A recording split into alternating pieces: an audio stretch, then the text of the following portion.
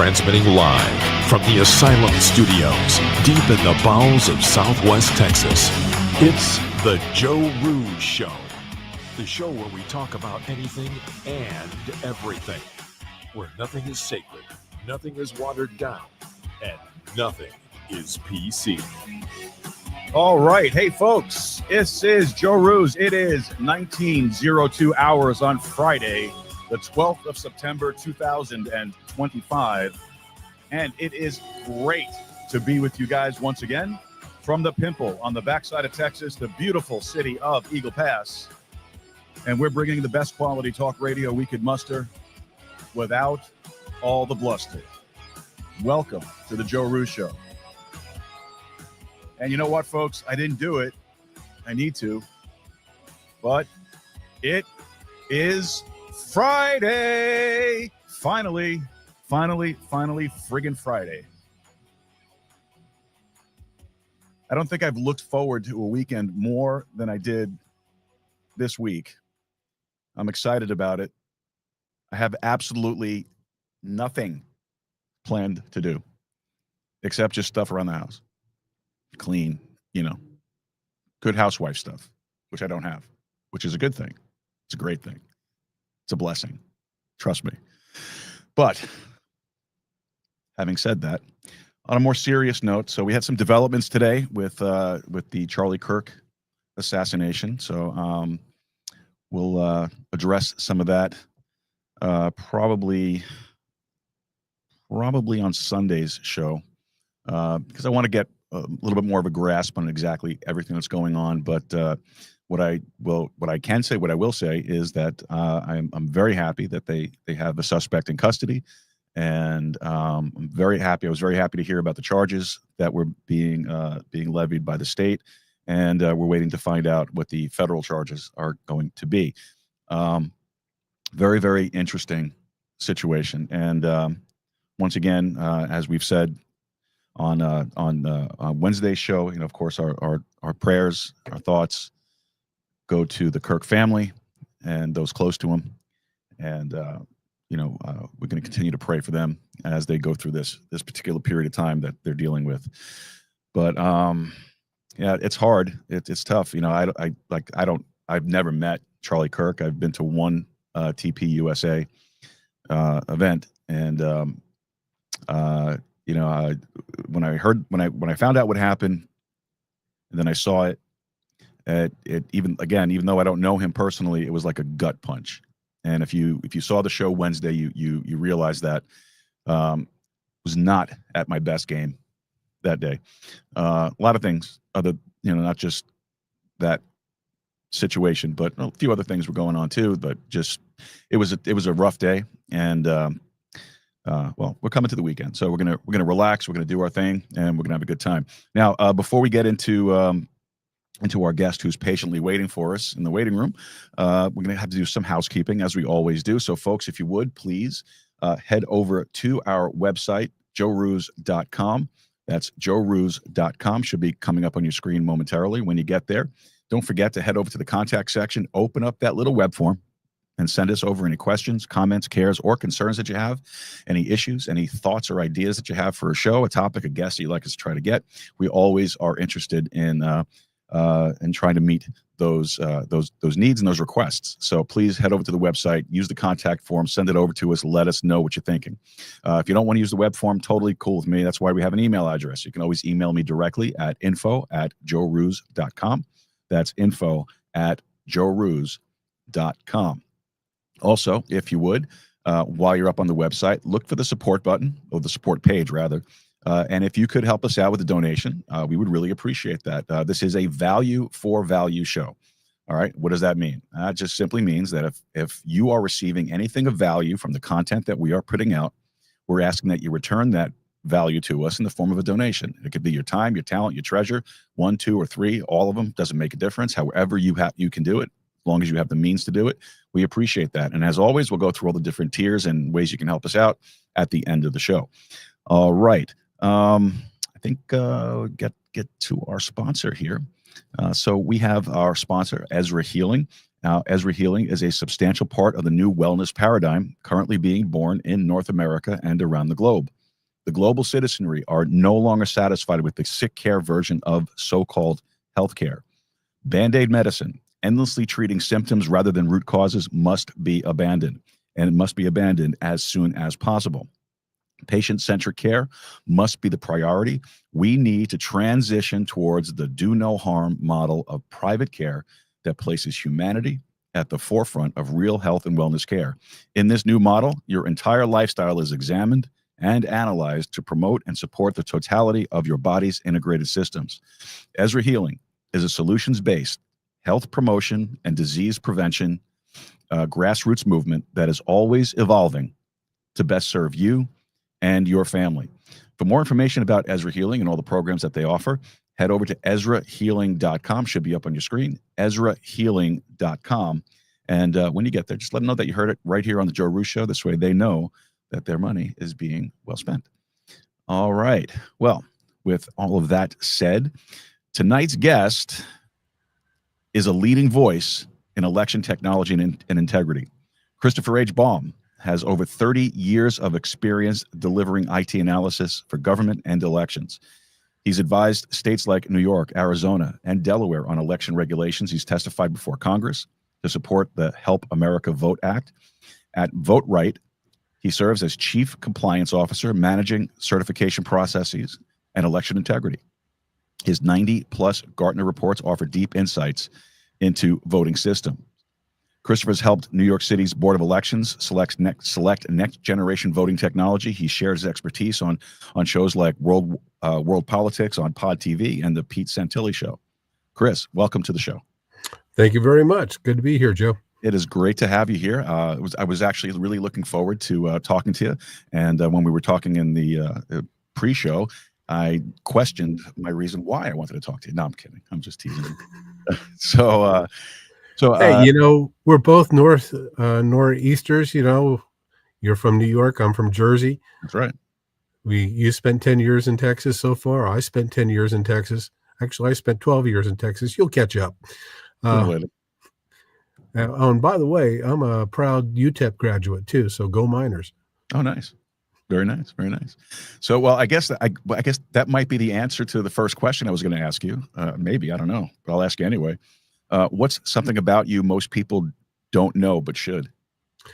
Well, that's one of them. I graduated with an arts degree in mathematics from the University of Texas in El Paso, which qualifies me to paint by number. Okay.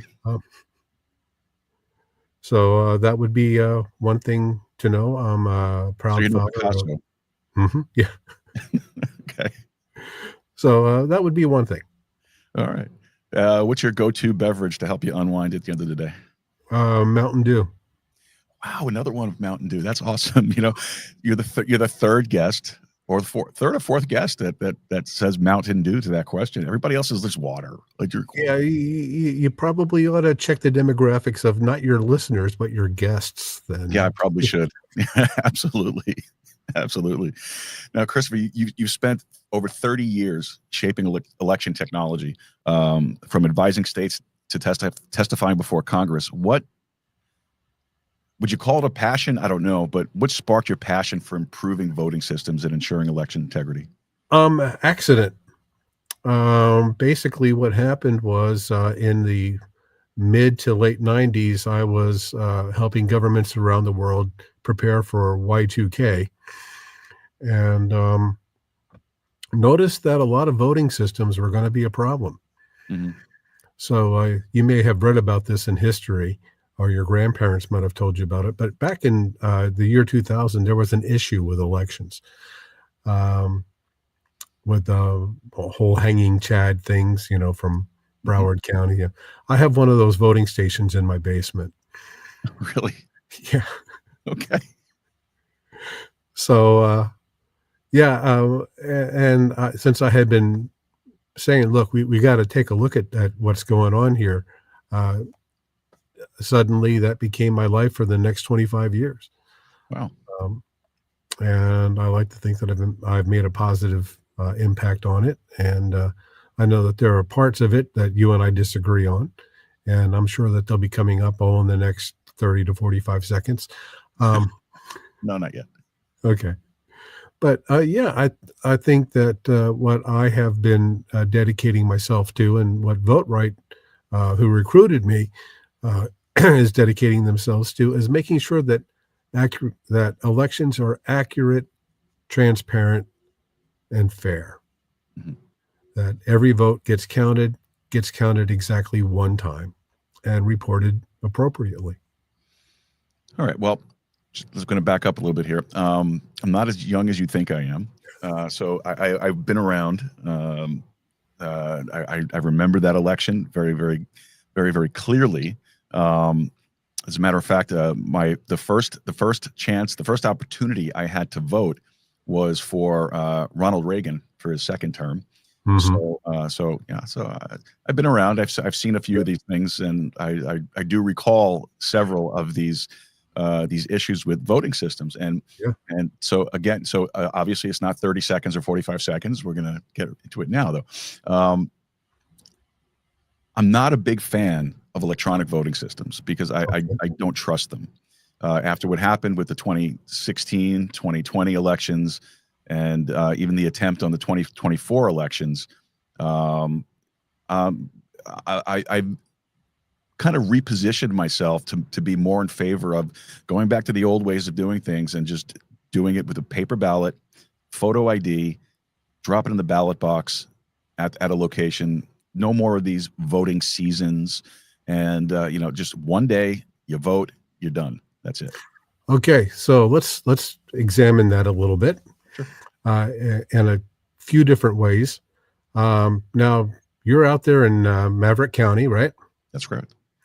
Okay, so there were 15,745 ballots cast in the presidential election in 2024. Mm-hmm. You want to count them by hand, right? Well, it would be, I think, the best way to do it. Okay, so let's go down that. So the way that you you were living there then. Mm-hmm. Do you remember the ballot? Mm-hmm. Yeah, very much. How many races were on the ballot? There were, you had the presidential, then you had you had the Senate, you had a couple of locals on there as well. So I want to say maybe 8. 17. Oh, okay. Okay. So that's how well you count. Yes. Yeah, because you can tell. Well, my memory's not that great, I do. Okay. I liken my memory to Swiss cheese. All right. So 17. Okay. Now, out in Mojave County, in Arizona, they did a test on a similar size ballot on how long it takes to count a ballot. Okay. And now the method that they use is the most widely accepted method, which is called read and mark. And basically what you do is you got 4 people, okay? You got somebody who reads the ballot, Mm-hmm. 2 people who have pre-printed sheets that mark the ballot, and then they have an observer, and the observer makes sure that the person is reading that accurately and the talliers are tallying it accurately. So 4 people, okay? Ballot that size, about 3 minutes per ballot. Does that seem reasonable to you? Yeah. Okay. So we're talking about 20 minutes a ballot if you go nonstop and nobody makes any mistakes, right? Mm-hmm. Okay. So 4 people, 20 ballots an hour. You're talking about, to count Maverick County's ballots, 787 and a quarter hours. Okay. Okay. Just to count that county's ballots. Now, I'm assuming that, when you total all that out, by the way, totaling all out is 3,149 person hours, because you need 4 people for each one of those hours, right? Right. At federal minimum wage in Texas too, of $7.25 an hour. I was gonna say, if that was minimum wage, then I'm in the wrong job. Yeah. So. Yeah, right, exactly. So at $7.25 an hour, Mm-hmm. just counting the ballots is almost $23,000. Okay. Okay. So that's the count. That's not preparing the ballots. That's not authorizing the ballots. That's not feeding the people, providing tables, providing lighting. That's just the time to count the ballots. Okay. Okay. I'm following. All right. All right. So now we spent $22,000 for that team of 4, and it takes them 787 hours. Now, how many days is that? 787 hours? How many Yeah. days? Yeah. Get my calculator out. Okay, go I'm ahead. sure you have it. No, I want you to do this for me. Okay. We got an hour to kill, Joe. Well, we have 45 minutes to kill. Okay. I'm playing with you. So what did we say it was? 787 and 1/4 hours. We'll round it to 787, be conservative. All right. So 32.8. Okay, so we're talking over a month of people working 24 hours a day to count ballots, assuming that we use the same 4 people. Okay. All right. So we're probably not going to use the same 4 people for a month straight, right? Because they need to sleep and eat and Really? stuff like that. Yeah. You remember those days, right? When you used to get to sleep? Yeah, kind of. Okay. So in order to meet the requirements of publishing the dates, you need to have more people. Right. All right. And now, are you talking about having them working 8-hour days, 16-hour days? If you have 16-hour days, you have to have 2 shifts of people. Mm-hmm. So it starts getting real expensive real fast. Now, I'd like you to do something for me, Joe. Sure. Starting from 1, count by 3s. Starting from 1, count by 3s. Yeah. I can't do that. In my head, I'm too tired today. All right. So, so far, in the amount of time that we've been together, you failed to count accurately twice. Okay. All right. Well, I told you it's been a long day. Okay. Well, now I understand that. So people are really bad at counting. Yeah. We are so bad at counting that you ask for contributions, right? Yes. People to contribute. Mm-hmm. How much of that comes in cash? None of it. It all comes through electronic, right? Oh, yeah. Yeah. Okay. So, this is how bad things are with people counting. You go to your bank, right? Yes, sir. You cash a check. $200, $20 bills. You find out that one of those 20s is counterfeit. At what point do you no longer have recourse against your bank? I would imagine the moment you walk out the door. No, the moment you step away from the counter. Oh, okay. So that's how bad we are with paper, that even the banks don't take responsibility for their own paper. Interesting.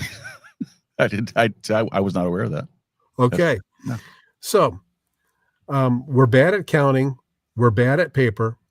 You can't see my fingers here, but see, and we're bad at putting fingers in front of camera, except the one, and I'm not going to do that because that would be rude. So as a society, we're really bad at this. Now, some countries do actually vote on paper. Mm-hmm. Canada. All right. When Canada elects their government, guess how many races are on the ballot? I wouldn't know. 1. Oh, okay. So they only have to count one thing. Okay. I see where you're going. All right. All right. Now, let's talk about where you live in Eagle Pass there. Okay. Mm-hmm. So, mayor for council people, right? Correct. And when is the mayoral election? Just passed. So it was this past November. Actually, it was this past May. No, it was November. No, we had a runoff. We did have the runoff. Your mayoral elections are in May of May. odd number years. Okay. Well, you know more about it than I do. I don't pay attention to it. Right. So why do you think that is? Why is it in odd number years? And why is it in May instead of November? Beats me. Because they don't want people to come out for the vote. If you wanted to have the greatest turnout in the mayoral election, when would it be? It would be in the On fall. election day. Yeah. It's not. That's, you know what? You just blew me away with that one. I guess that would explain why the voter turnout here is so bad. And what you think the solution is to further restrict voter participation. But I don't see putting a paper ballot in as restricting a voter. Okay. I think to me, it just makes more sense. It's a greater sense of accountability. I think I don't trust the electronic systems. You know, I'm not saying that they couldn't work, and we didn't even really get into what VotRite does and the direct recording, electronic technology that you guys use and all that stuff. You know, we kind of jumped into question 12 from question 4. So, you know, we didn't really, because we can't count. You're right. Exactly. So we get a chance to set the stage here. So, so I'm sure that there are benefits to it. I'm not saying that there aren't, but right. I just think that paper ballots were more secure and they've been as they had been in the past. I'm not saying you can't fudge paper ballots. I'm absolutely. That's why voting systems were invented, because we're really good at fudging paper ballots. Mm-hmm. Now let's talk about that. Well, do you want to go back to questions 5 through 11 first? Yes, let's do that. Okay. Let's set the stage here. So VotRite. So like I mentioned, direct recording, electronic technology, and voter verified paper audit trails. Right. Explain those to us, please. Okay. Basically, we've got a few systems, but the one that most people will be using is the Titan system, which is it's a computer like an ATM kiosk, right? Mm-hmm. You go up to it. It is unlocked electronically by the poll worker. The poll worker then steps away, so the voter has privacy. Right. Makes their selection. Now, here's the thing. They can make their selection in any one of the approved languages in that district. If they can't read it, you know, because of screen dynamics, they can increase the contrast, change the colors, all under the voter's control. Or they can listen to it and it will play for them, and they can adjust the speed. Do you ever listen to audiobooks? No. Okay. Me either. But people that do often play them at faster than normal speed, because you can hear faster than you can speak. Mm-hmm. All right. Sounds weird, but you can change the pitch and stuff like that. Yeah. So you can, right. So you can listen to the ballot. You can read the ballot. When you make your selections and you're ready to cast, it prints out a paper receipt. And it says, is this what you're voting? And if you know, then you hit no, and it writes void at the bottom of it. And you vote again and you print out another receipt. When you agree with it, only at that point does it cast. And at that point, that paper is a valid receipt. Now, with our system, it casts it 3 different ways in 3 different technologies that are tied together by a random number. So it doesn't identify the voter, but all 3 of the stored versions are tied together. So I can not only do an audit within each one of the technologies, I can do them across the technologies. I can see where the PDF lines up with the recorded electronic vote, which ties back to the paper. I can see that all of those are equal. Okay. Now, when I want to do an audit, I do it on all 3 separate systems, and I do a statistically valid audit. So I audit the PDF. So I can audit the electronic results. I can audit the paper ballots. and they should all be within the degree of freedom for that particular audit. If you're going to do a 100% audit, they should all agree. Okay, that makes sense. All right. So the way that you know that the system is secure, it won't start without the electronic key. The electronic key contains the ballot. It is encrypted and randomized, so it ties to that particular machine, but you can't duplicate it. The results are right once. If you try to overwrite it, it keeps a copy of what was written before. All right, you're making a good sales pitch here. You might be changing. Okay, now, so how do I know that the machine hasn't been tampered with? Well, there's something called the gold copy of the software, right? That's locked up. It is not on the system itself. So at any time, at a judge's order, you can compare the software that's on the gold standard to the software in the machine. Okay. And see if there is a 1-to-1. So I can check it before an election. I can check it during election if the judge orders me to.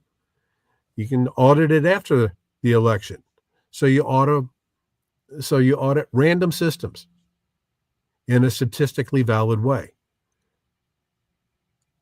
I don't know which systems are going to be audited because they're drawn by lot. All right. So I can check the software before, I can check the software during if necessary, and I can check the software after. Now, you were telling me before we came on that you had a situation with your prior platform where you got dropped off, right? Correct, yeah. Okay. So what happens if the power goes out in the voting system? Voting system has a 2-hour battery backup built in, and you can plug into an external supply if necessary. So people can continue to vote if the power goes out. Or how about this? You're talking about coming, in person to vote. Mm-hmm. Let's say that that's the rule. There's somebody who doesn't have access. They want to go to the voting system. All right? Right.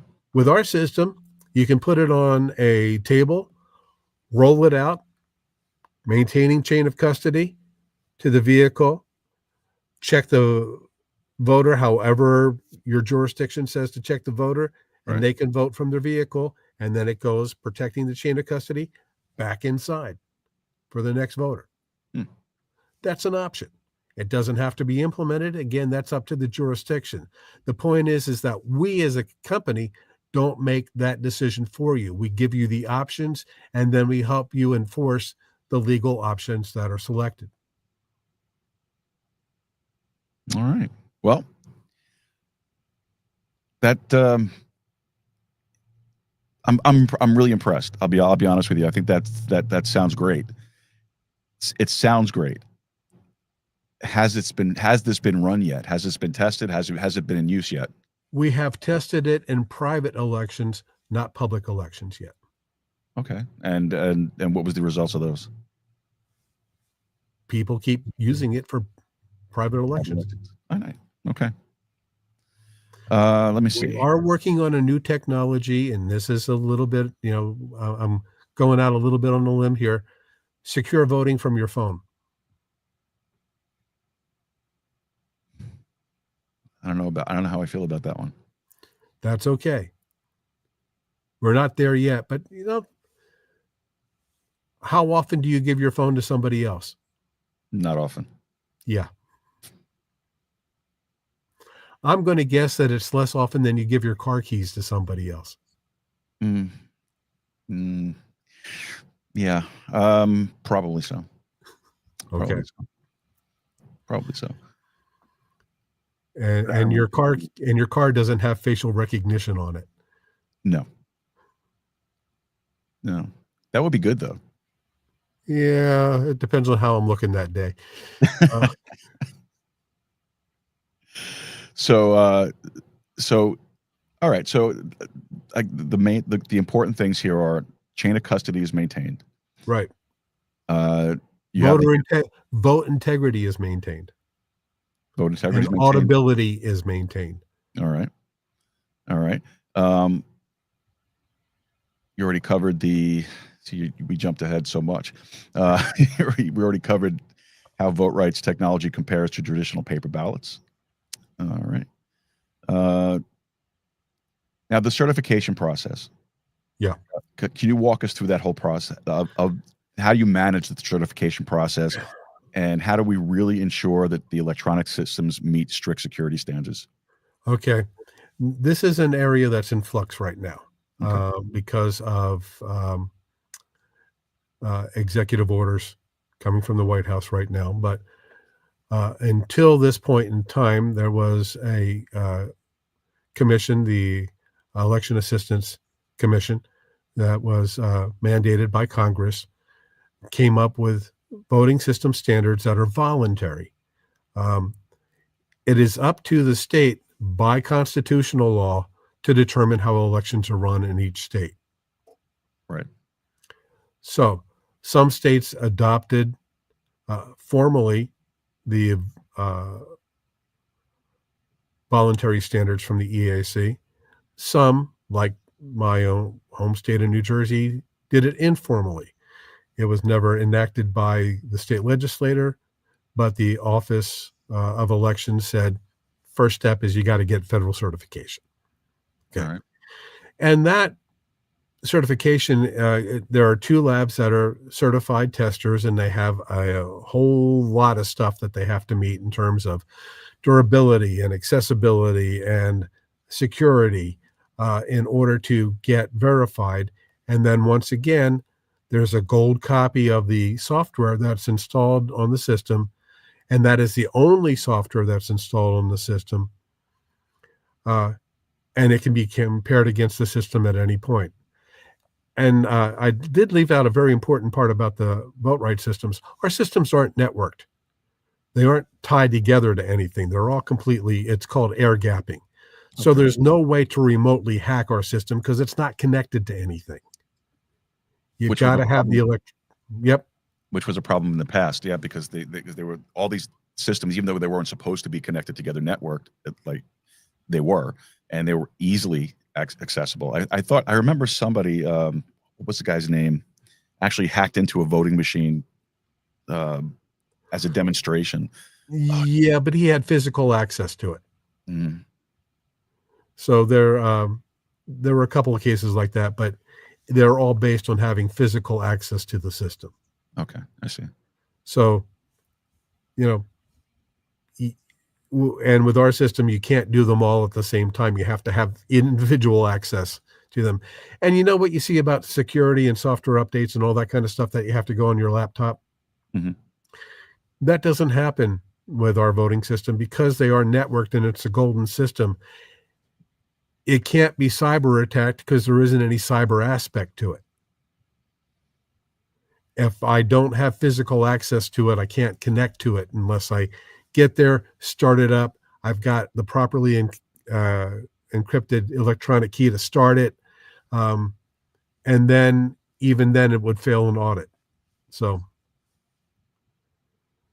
All right. it's not, when you hear about ATMs being hacked, you don't hear about them actually being hacked. You hear one of 2 things. Somebody's scamming them, so they're using the ATM as an entry point, and they put a film over the key, and they're like recording your key presses, or they have a camera, so they're scanning it or scamming it as you're putting your card in, or they're ripping them out of the wall and taking the money. Right, which I don't think it happens as frequently as probably the electronic version of that. It's, putting the films over the keypads. Right. We've all seen videos, Sure. on YouTube and all that stuff of stores coming across that on their keypads, for SNAP benefits. Yep. And all that stuff, credit card readers. So yeah, I think that's a little bit more. I think it's easier to do that than it is to rip one out of the wall. Yeah. But Quieter too. much, Yeah. especially if you're living in a city, too much attention. So in switching over from a paper ballot system to a VotRite system, how how long would it take to implement these things and see the benefit and the trust, efficiency, and voter confidence? Well, it turns out that the training for an electronic system and the training for a paper ballot system, in terms of the poll workers, is equivalent. Okay, it's about the same time. People don't understand how bad we are at handling paper. Mm-hmm. And in order to have paper that's verifiable, you need to have certain processes in place, and you need to drill in and build muscle memory. So you can't take people, a group of people, give them a half an hour course and say, all right, this is how we're going to handle paper ballots. That doesn't happen. Right. So it takes an equivalent amount of time to teach the poll workers how to use it and the public how to use it. It also takes an equivalent amount of time to teach voters how to handle paper versus how to handle electronic voting systems. And again, we're not great at either of those. In New Jersey, in my county of Burlington County, there was a problem in the presidential elections in the primaries where there was a setting in the voting system that disenfranchised people. In New Jersey, as similar to the system that's used there in Eagle Pass, what happens is it's printed on a piece of paper on two sides, and then you have to grab the piece of paper and you take it over to a ballot scanner and you place it into the scanner, right? Here, no. When I voted last for the mayor, it was you filled out the little bubble form and you took it over to the box. You just dropped it in the box. Right. Okay. And they scan it on the other side. Right. Well, what the system that you in New Jersey, you actually have the paper ballot that's printed for you and you hand carry it over to the scanner. What happened was they decided to set it up so the back half of the ballot was printed first, then it gets fed automatically back into the printer and the front part of the ballot prints. But in the New Jersey primary, there was only one side. So if the voter wasn't properly educated, they would grab it when it comes out the first time which was the blank second page, and the first page never printed. So now I've got a blank piece of paper. Right. I get you. So unless I want to go through the process of reprinting and getting my poll worker over to the printer to help me reprint it, and then waiting for it to print again and making sure that the first page is properly destroyed, basically my vote doesn't count because it isn't counted until the paper is fed into the scanner. Okay. I see that. Yeah. So it's actually easier to train on our systems because you don't have to do anything other than collect the paper and it goes into the ballot box. It doesn't get scanned there. The vote's already recorded. All right. That's you know what I came into this thinking that I'm pretty solid on my paper ballot, but as you're explaining this to me, I could see how this would work, and I'm not going to say I'm completely sold on it. That's okay. I just want an open mind.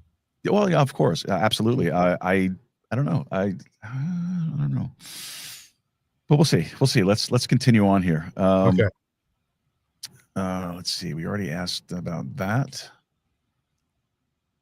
How does VotRite's use of individual databases and no hackable downloads address issues of slow counting, potential errors? We already covered that. Cut that. Actually, let's talk about the count because that's kind of interesting. Okay. In a bigger metropolis, if you're like in Houston or Dallas or someplace like that, where you've got voting centers that are widely distributed, what you get from VotRite is a secure electronic module that has to be transported to the vote site.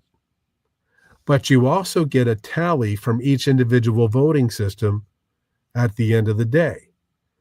So depending on the rules for the jurisdiction, that electronic key that has all of the results on it goes into a locked bag. It's taped with secure tape that's numbered. The number is written, goes in the bag. So chain of custody all the way through, transported to the site, unsealed, signed, put into the tabulator. That's the official results. So as fast as they can transport it and read it into the tabulator, the results are ready.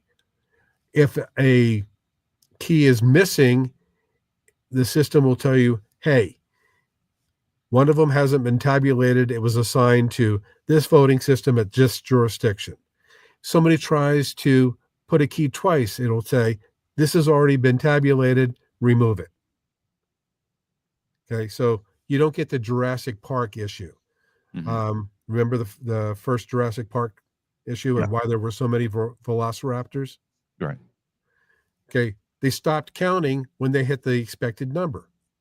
They didn't realize that there was a whole bunch more than the expected number. Yeah, they didn't realize they were reproducing. Yeah, you got to check both sides of that equation. Did anything get read twice? And did I get everything that was expected? Both of those are alert situations.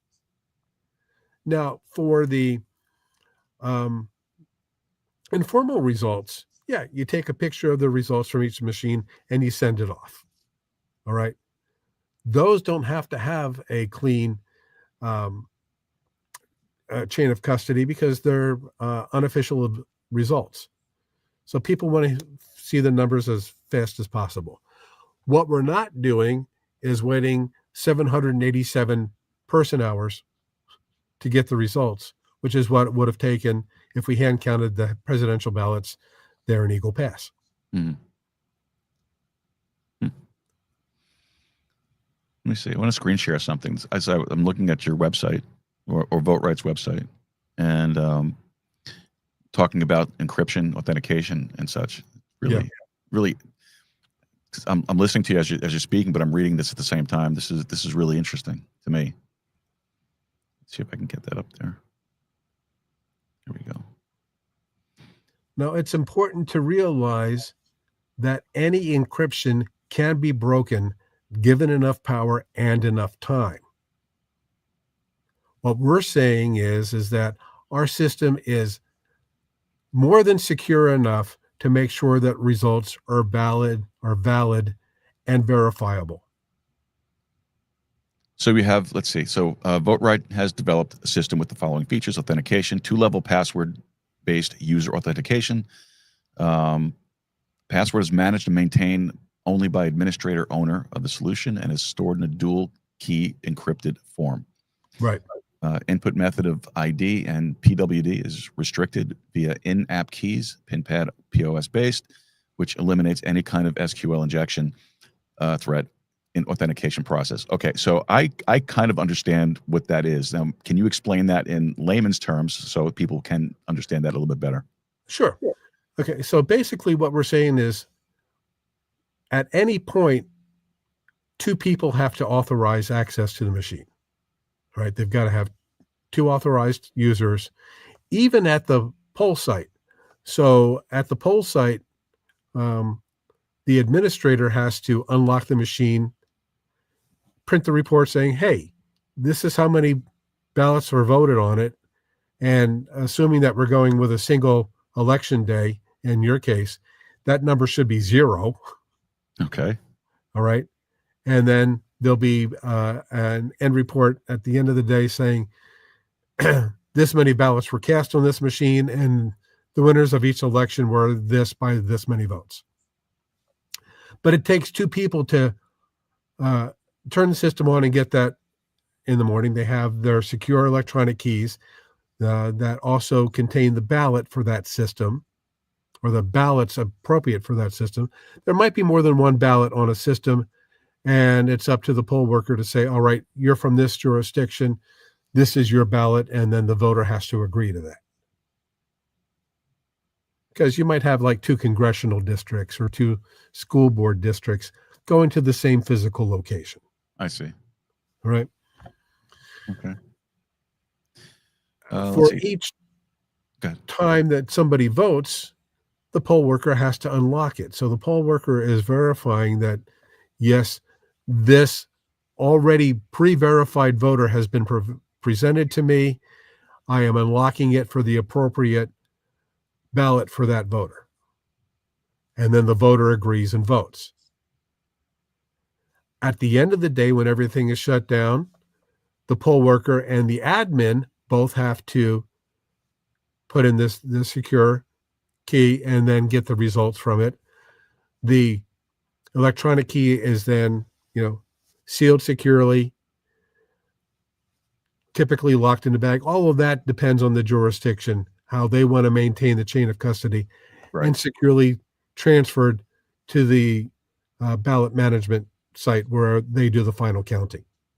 Would this image here kind of explain what you're talking about, or is it? Well, kind of. I mean, this is sort of like, all right, we encrypted every step of the way, and you've got to have two keys to undo it.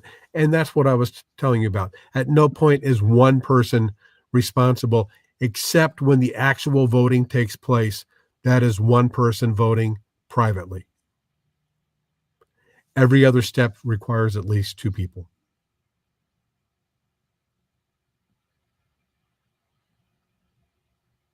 All right.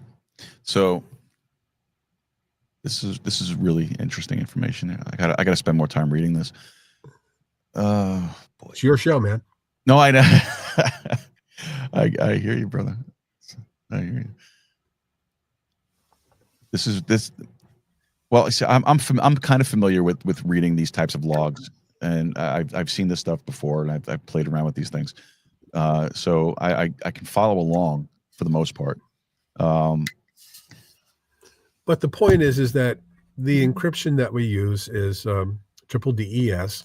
So yeah, given enough time and enough power, you can break it. You're not going to break it on election night. You're not going to break it beforehand. And even if you break it on the machine beforehand, it still wouldn't pass the audit process. Gotcha. I gotcha. Let's see. So all of this information is available. I'm not showing anything super secret or anything like that. This stuff is all available on the VotRite website, so folks can go there and check it out for themselves if they're skeptical, like I am. It's important, though. I mean, I think elections are important. We need to make sure that they're secure. That's the whole fundamental. That's the whole foundation of our republic is our free and fair, open elections.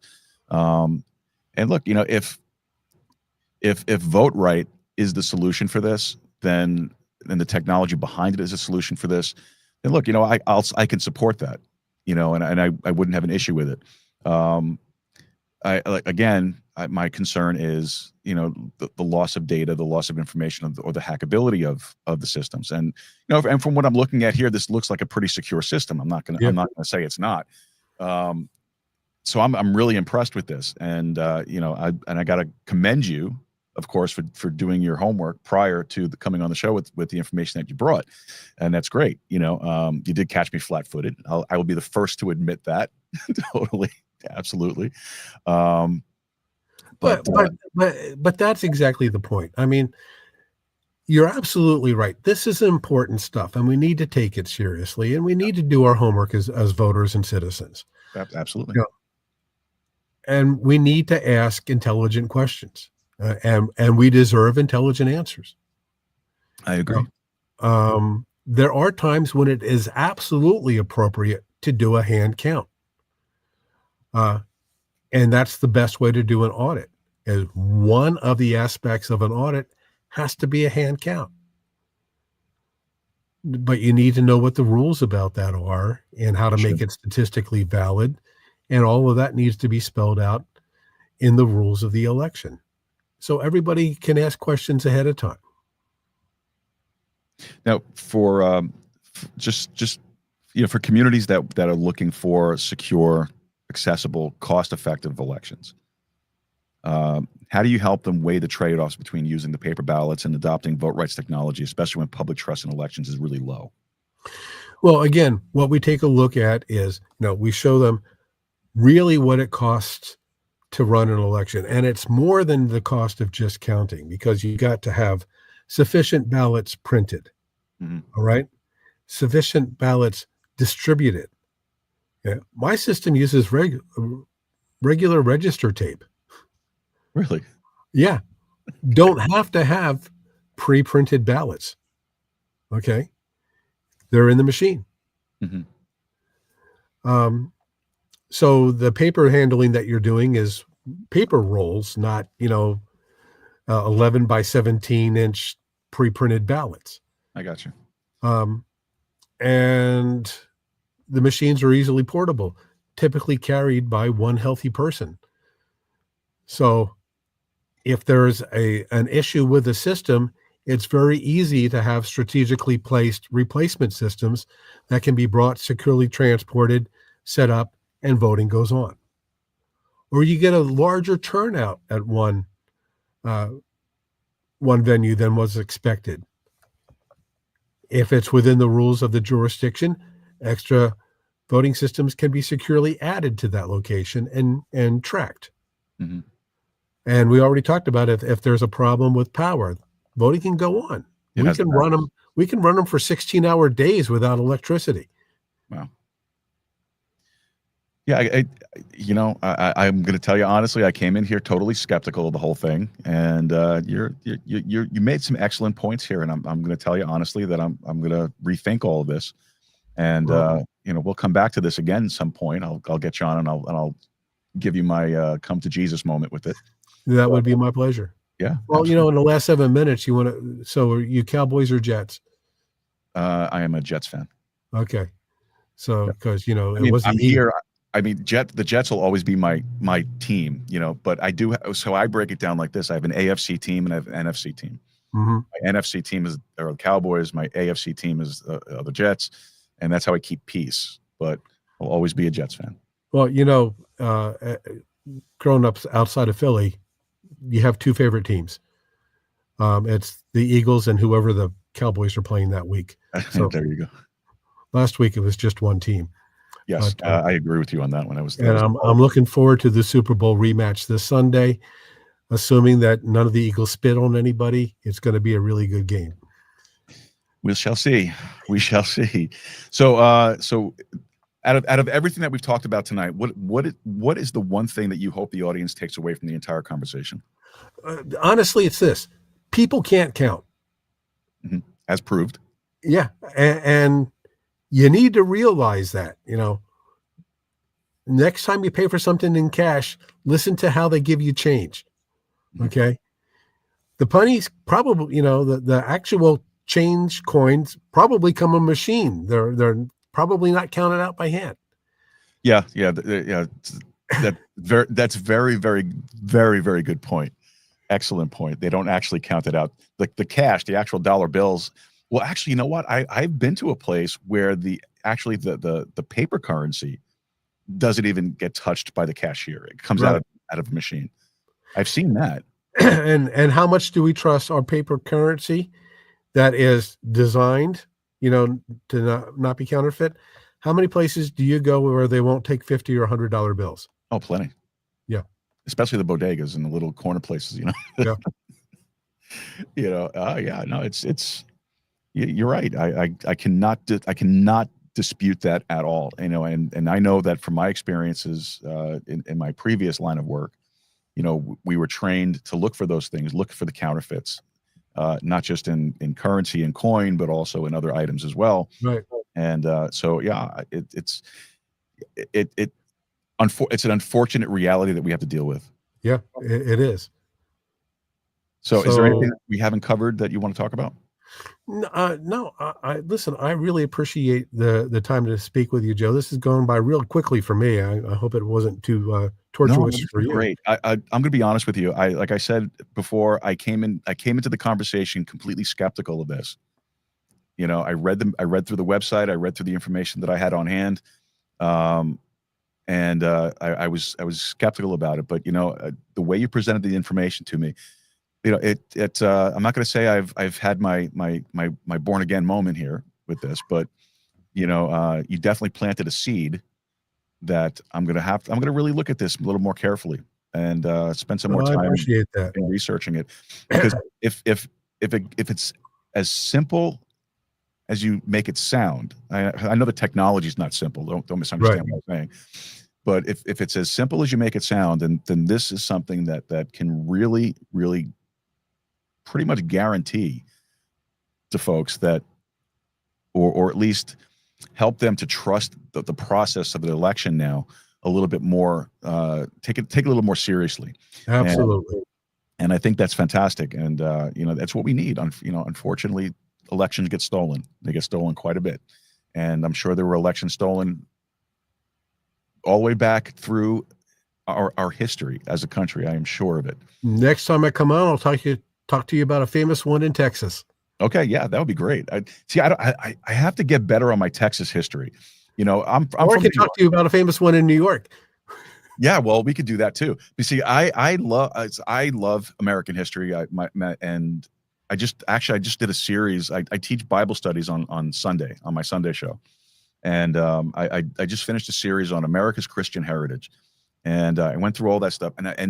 What I did, which is a lot different than a lot of other folks do, is I went actually back to historical records at that time. So historians that wrote about what they heard and knew about at the time.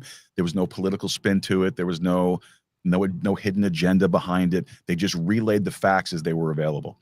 And it opens up your whole perspective on it. Now, the long story short is I love American history, and I love coming from New York and New Jersey, pivotal states during the American Revolutionary period. I love the history behind that stuff. So I know more about American history from New York and New Jersey and the surrounding area than I do about Texas. Yeah, Texas wasn't part of it then. No, it wasn't. But Texas has a rich history. Absolutely. And there were some great men that came out of Texas. Sam Houston, absolutely. Obviously. I mean, the Alamo, all of that stuff's amazing. Amazing history, incredibly brave men that stood for independence here in Texas. And I think it's going to go that way again at some point. I think Texas is actually going to officially separate from the Union at some point. The momentum, the momentum is there.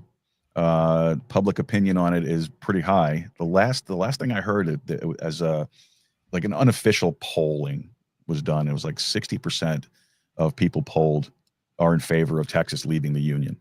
And that does require another war. Yeah, you hope not. You hope not. There isn't any mechanism for it. Yeah, there is actually. It's through the legislative process. I'm part of an organization called the Texas Nationalist Movement, right. And they are advocating for Texas independence through the legislative process. Not raising up arms. And it's a possibility. I'd love to see it in my lifetime, but if it doesn't happen in my lifetime, it doesn't, at least I'm contributing towards it. If that happens, we will adjust our systems to be fair in the new Texas You knew Republic exactly elections. where I was going with it. That's awesome. See, East Coast people think. See, we align. We align. All right, my friend. So let me see. So who's somebody that you respect right now and what are they doing that inspires you? You mean besides you? Well, it could be me. If you want to be me, you can be me. It's fine. I've had I don't want to name names because there are, people that are in vulnerable places, but there are 3 women and 2 men that are very important to me, and they serve as inspiration every day. Outstanding. I like that. I like that answer. That's a good answer. I like that. Fantastic. So where can the audience go to find out more about you, your work, and everything you're doing? VotRite.com. That's VOTERIT. Gave the wrong address. VOTRITE.com. You see, not only can we not handle paper, not only can we not count, but now I'm a mathematician. I can handle the numbers. But you can't spell a website. The letters are a whole different thing. VOTRITE.com. And we will make sure that we have that in all of our show notes on the audio side and the video side as well. Chris Baum, thank you so much. I appreciate you. I really do. I look forward to being back. Oh yeah, let's listen. I will send. Well, I think your folks there that set this whole thing up have the calendar address. So just anytime you want, anytime you see an opening on that thing, just jump right on there. I would love to have you on more regularly. I've learned a tremendous amount today, and it's a lot to digest. And I hope that the audience got something out of this too. And folks, if you have any questions that you'd like to direct towards our guest here, you can always send them over to me, and I'll make sure that he gets them. Or you could drop a comment down below in the comment section. And if he decides to go back and watch the show at some other point, you can actually see the questions, and we can talk about them another time. If not, email them to me, info@joerooz.com, and I'll make sure that he gets them. Chris Baum. Baum? Baum. Thank you. Like palm. Right. All right. God bless you, bro. Thank you. Appreciate you being here. All right, folks. Chris Baum. All right, Podhome. Podhome.fm is the most modern and easy-to-use podcast hosting platform out there today. Use it to publish your episodes, enhance your audio, automatically generate transcripts, chapters, titles, show notes, and more. You can even podcast live through your own website with the player that they provide for you. Head over to podhome.fm today. Get 30 days free when you sign up, and then it's only $15.99 a month. It's a great platform to be on, folks. You really need to check them out, so please do.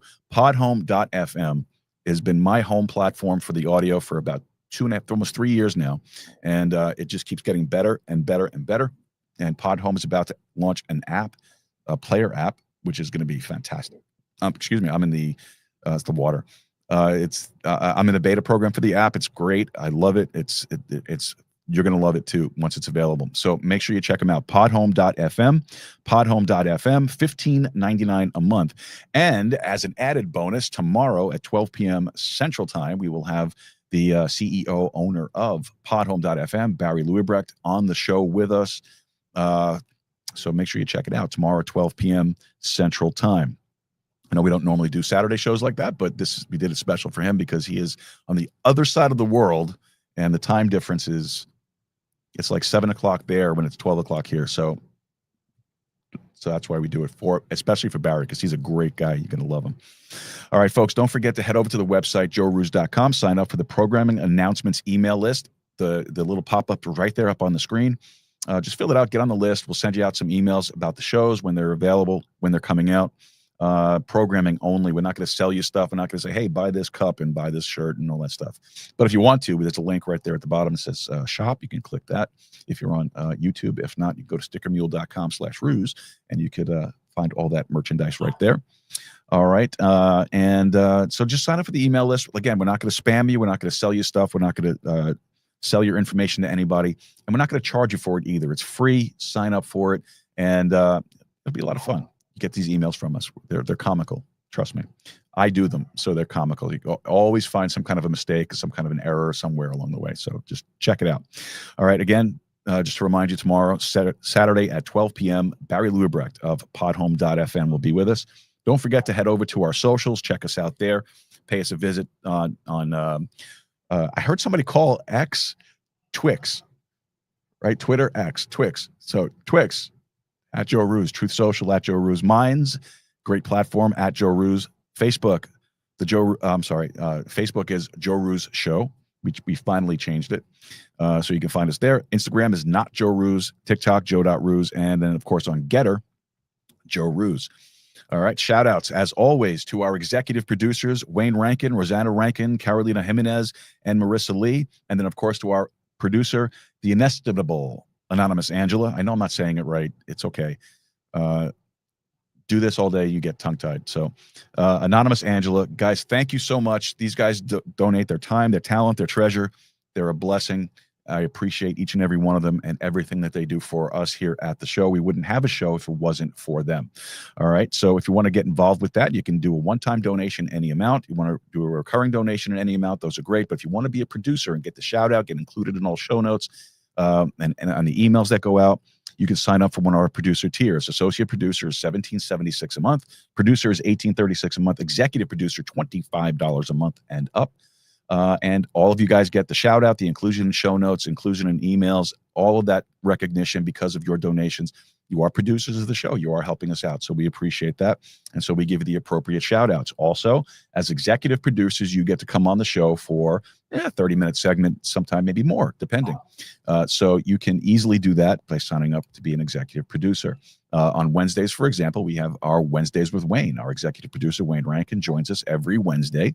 And we have a nice little chat. So it's a lot of fun. We enjoy that. And we look forward to it again. And we look forward to getting more of you involved with that as well. If you want to help us out with Ethereum, Tethered, Bitcoin, Texas Coin, all of that stuff, it's all on the website as well. All of our wallet information is there. And of course, again, thank you to the folks that are streaming sats to us across the modern podcast apps. modernpodcastapps.com or podcastindex.org will get you those modern podcast apps. Well, I think that should just about do it for us. And I'm sure you're relieved for us to say goodnight. JoeRooz.com. Don't forget to check it out. And folks, make Texas independent again. Go podcasting. Keep a steady stride. And remember, keep talking.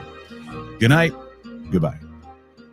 Happy trails to you until we meet again. Happy trails to you. Keep smiling until then. Who cares about the clouds if we're together? Just sing a song and bring the sunny weather. Happy trails to you till we meet again.